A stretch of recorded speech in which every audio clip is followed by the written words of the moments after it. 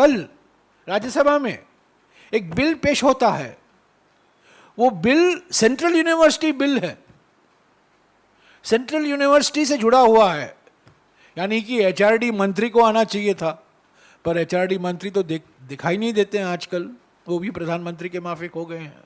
तो रेल मंत्री ने पेश किया वो बिल और रेल मंत्री ने जवाब दिया उस बिल पर, और कई सांसदों ने यह मामला उठाया कि यह सेंट्रल यूनिवर्सिटी का विषय है, हमारे एचआरडी मंत्री, एजुकेशन मिनिस्टर, शिक्षा मंत्री कहाँ। तो मंत्रियों, प्रधानमंत्री का पार्लियामेंट को नज़रअंदाज करना, ये तो हम 8 साल से देख रहे हैं, पर अभी मंत्री भी नज़रअंदाज करने लगे हैं।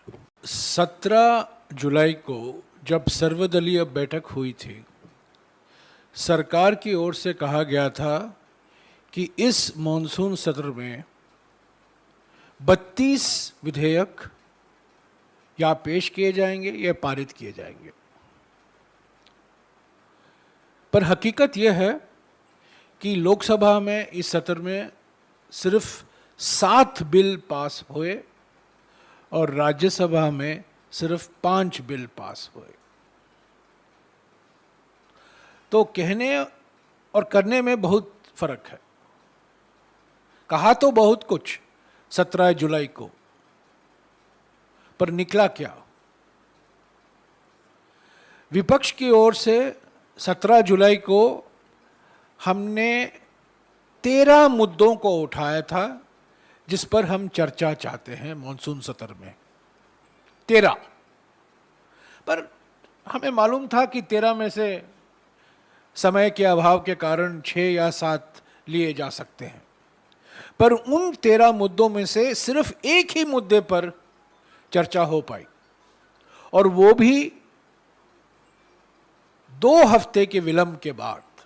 2 हफ्ते के लिए सरकार राजी नहीं हुई।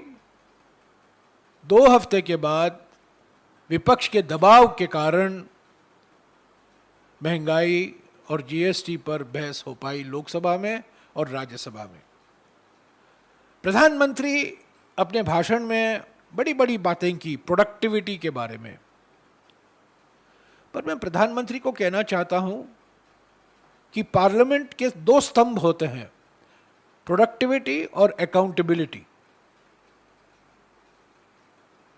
इनके नेतृत्व में पार्लियामेंट में अकाउंटेबिलिटी 0 हो गया है। कोई अकाउंटेबिलिटी नहीं, कोई बहस नहीं।